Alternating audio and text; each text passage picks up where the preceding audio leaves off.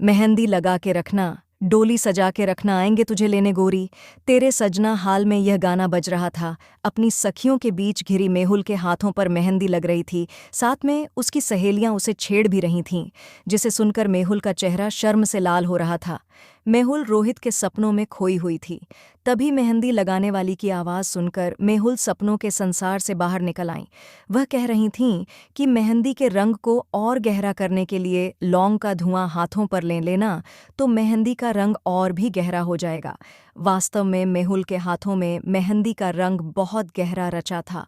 उसने अपनी सबसे प्यारी सहेली से कहकर अपने हाथों की मेहंदी की फोटो खिंचवाकर रोहित को भेज दी और साथ में मैसेज भेजा कि इसमें अपना नाम ढूंढ कर दिखाओ। उधर से जवाब आया, क्या इन हाथों पर ही हमारा नाम लिखा है? मेरा नाम तो तुम्हारे रोम रोम पर लिखा है। मैसेज पढ़कर मेहुल स्वयं से ही शर्मा गई। दूसरे दिन नियत समय पर बारात दरवाजे पर आ गई। शादी की सभी रस्में पूरी हुई और विदाई की घड़ी आ गई।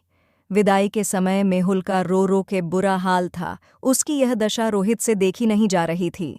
मेहुल के माता पिता ने मेहुल का हाथ रोहित के हाथ में देकर कहा, बेटा, आज हम अपने जिगर के टुकड़े को तुम्हें सौंप रहे हैं। आज से यह तुम्हारी अमानत है। रोहित ने कहा, आप लोग चिंता न करें, अब मेहुल की खुशियों का ध्यान मैं रखूंगा। आपको कभी शिकायत का मौका नहीं मिलेगा। मैं अपने जीते जी मेहुल के हाथों की मेहंदी का रंग फीका नहीं पड़ने दूंगा। यह सुनकर मेहुल के साथ साथ उसके माता पिता के चेहरों पर संतोष की मुस्कान आ गई। मेहुल अपने ससुराल में बहुत खुश थी। उसके सास ससुर मेहुल को बहुत प्यार करते थे और देवर भी अपनी भाभी का बहुत सम्मान करता था। मेहुल के चारों ओर खुशियां ही खुशियां थीं। उसकी सास कहती, बहू, अभी तो तुम्हारे हाथों की मेहंदी भी नहीं छूटी है, इसलिए अभी तुम घर के कामों को हाथ ना लगाना। काम तो जीवन भर करना है। अभी तो तुम सिर्फ सज संवर कर रहा करो, क्योंकि मेरे रोहित को तुम इसी रूप में अच्छी लगती हो। यह सुनकर वह अपनी सासू माँ से ही शर्माकर लिपट जाती। मेहुल को यह सब सपना लगता। वह सोचती, क्या किसी का ससुराल इतना अच्छा होता है? वह अपने ससुराल में इतनी खुश थी कि वह अपने मायके को भी भूल गईं। देखते देखते 3 महीने कैसे बीत गए, उसे पता ही नहीं चला। आज सुबह से ही उसके ससुराल में चहल पहल थी, क्योंकि आज रोहित का जन्मदिन था। रसोई घर से खाने की खुशबू आ रही थी।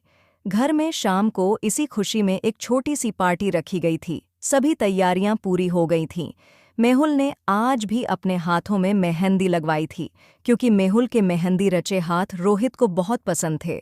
मेहुल की सास ने कहा, बहू, जाकर तैयार हो जाओ, मेहमानों के आने का समय हो गया है। मेहुल तैयार होने के लिए अपने कमरे में चली गई। आज उसने सिल्क की लाल रंग की साड़ी पहनी और पूरा श्रृंगार करके जब उसने आईने में अपना अक्ष देखा तो खुद ही शर्मा गई, क्योंकि आज वह स्वर्ग उतरी हुई अप्सरा लग रही थी। आंखों में काजल, होंठों पर लिपस्टिक, सिंदूर से भरी हुई मांग, मेहंदी रचे हाथ, उसमें लाल कांच की चूड़ियां और सोने के कंगन। उसने आखिरी बार स्वयं को शीशे में देखा और कमरे से बाहर निकल आईं। जब वह हाल में दाखिल हुईं तो सब उसे एकटक निहारते रह गए। तभी किसी ने उसकी सास से कहा, भाभी जी, कहीं आपकी बहू को किसी की नज़र ना लग जाए, इसकी नज़र उतार दीजिए। यह सुनकर मेहुल शर्मा गई। उसे देखते हुए उसकी सास ने कहा, पार्टी के बाद मैं इसकी नज़र उतार दूंगी।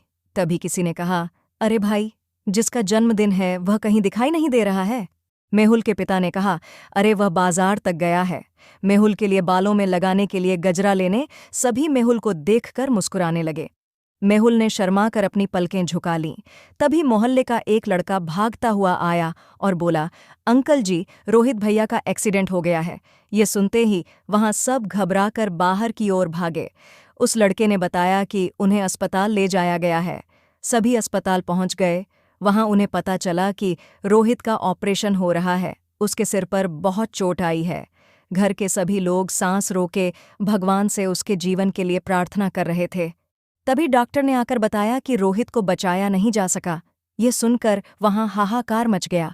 मेहुल के सास ससुर बिलख बिलख कर रोने लगे। उसके देवर का भी बुरा हाल था।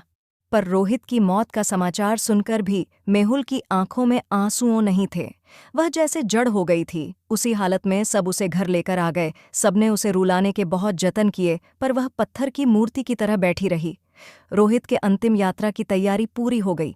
सब कहने लगे कि मेहुल को भी रोहित के अंतिम दर्शन करा दो। जब कुछ पड़ोस की औरतें उसके पास गईं तो वह रोहित को एकटक देखते हुए मुस्कुरा रही थी।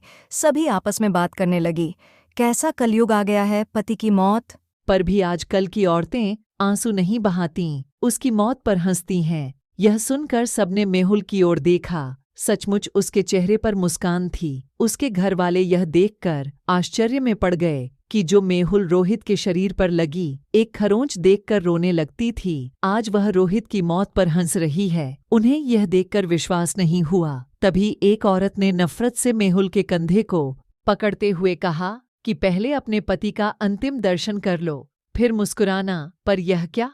उस औरत के छूते ही मेहुल का निर्जीव शरीर एक तरफ लुढ़क गया। यह दृश्य देखकर वहां उपस्थित सभी लोगों के मुंह से चीख निकल गई। आज मेहुल भी अपने रोहित के साथ अनंत यात्रा पर निकल गई थी। उसने आज यह साबित कर दिया था कि उसके मेहंदी रचे हाथों के साथ साथ उसके रोम रोम पर भी सिर्फ रोहित का ही नाम लिखा हुआ है। आज उस घर से दो प्रेमियों की अर्थी एक साथ उठीं। ऐसा गहरा और अनोखा प्रेम देखकर वहां उपस्थित लोगों की आंखों से गंगा जमुना बह रही थीं। ऐसा दर्दनाक दृश्य देखकर ईश्वर की आंखें भी नम हो गई होंगी, क्योंकि आज एक सुहागन अपने हाथों में मेहंदी से खिले अपने पति के नाम को उसी से ढूंढवाने के लिए उसके साथ स्वर्ग तक चली गई।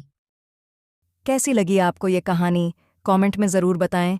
कहानी अच्छी लगी तो वीडियो को लाइक करें। ऐसी और कहानियाँ सुनने के लिए चैनल को सब्सक्राइब ज़रूर करें। धन्यवाद।